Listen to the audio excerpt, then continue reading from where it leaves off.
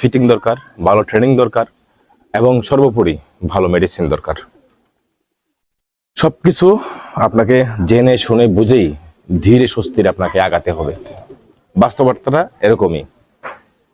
এইবার পেয়ারিং এর ক্ষেত্রে আমরা যে কথাটি আপনাদের সামনে তুলে ধরার জন্য মূলত আজকের এই ভিডিওটি করা, যে পেয়ারিংটা আমরা তো বুঝি যে দুটা কবুতরই আমাদের ভালো দরকার। দুটা কবুতর যদি ভালো না হয় তাহলে কি ঘটে, আজকের আলোচ্য বিষয়টা মূলত এটাই। তো কবুতরটা রাখি আমি আপনাদেরকে একটা জিনিস প্র্যাকটিক্যালি দেখানোর চেষ্টা করি।